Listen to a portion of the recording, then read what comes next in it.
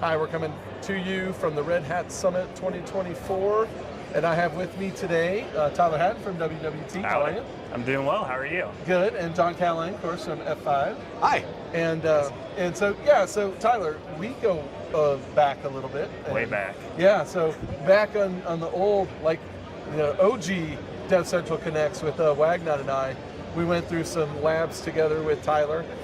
From your lab environment at WWT, which is fantastic, by the way. Thank you. And we went through Ansible and Terraform and some other things. So, but then you came over to the dark side. Well, I guess we're red, so we're the dark side, right? We can't be the dark side.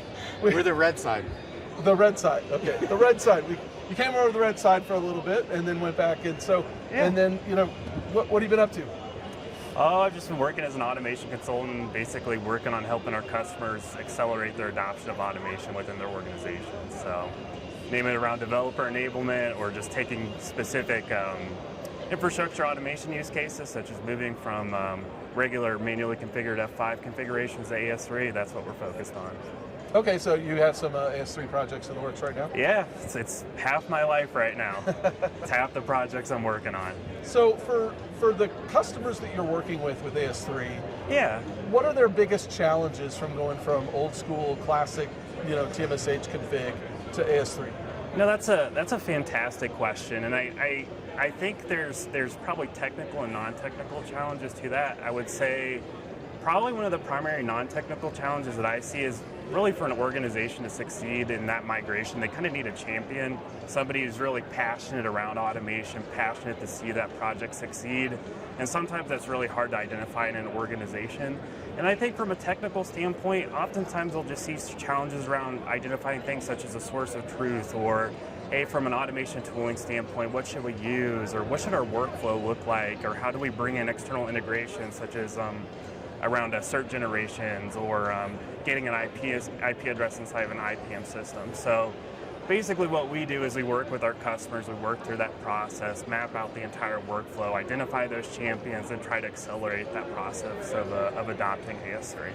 Okay, and that's on the business side. What about like any technical challenges that as they're coming from, when you have all the nerd knobs in TMSH, and then, AS3 is, most of it's there, but some of it is not. So, maybe there's some things that you have to work in and around AS3. So what are some of those challenges? Yeah, I think one of the beautiful things that you mentioned about F5 is there is a lot of nerd knobs to the solution. And I would say to one of those challenges when it comes to migrating organizations to AS3 is really sitting down with their team and basically convincing them that sometimes they don't need all those nerd knobs for all their configurations, and really try to templatize and identify what's your 80%, your 90% of requests that you see today, so we can build templates to your needs, and then build that out from an AS3 standpoint. So, not everybody needs all the nerd knobs. Some people claim they do, but I promise you, it's not everybody.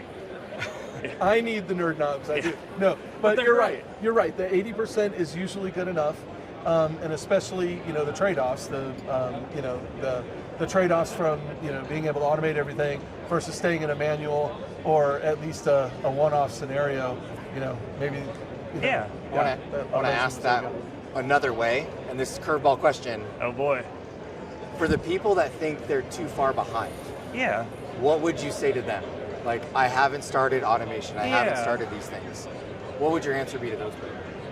I would say, for almost every organization I talk to, they feel that way. And I would say that ultimately, if you can break down that process of migration to a step-by-step process, which we can help them do, it's not as bad as it seems. I've seen many different F5 environments of all different scales. I've seen folks run 10 releases still in 2024. No one should do that. Yeah, nobody should do that. No one should do that. Nobody don't do that. But the reality is I think no matter where you're at from an F5 journey standpoint, if you have a ton of technical debt, ultimately we can help rescue you from that. And I would say, right now is probably the perfect time to really go through that process of, hey, how do we introduce programmability and how we manage our F5 devices? So that's my take. I don't know if you disagree, but no, I agree. I think it's a get started. Yeah. It's actually critical timing that we get started, right? Because the migration from, classic TMSH to AS3 can be done on Big IP Classic today. Yeah. But there is no TMSH in Big IP Next. It is AS3. That's what it is. So, you got to get started if you want to go to Big IP Next, and so yeah, and I would say that's the biggest driver we see today when organizations are moving to AS3. They know that the age of TMSH is disappearing, is coming soon in the next couple of years.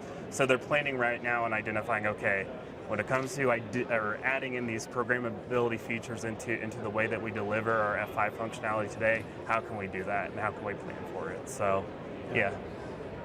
All right. Cool. Well, Tyler, it was great catching up with you. Absolutely. It's good to see you again, Yeah, man. you too. And thank you, and we'll see you out there in the community. Thanks, everybody.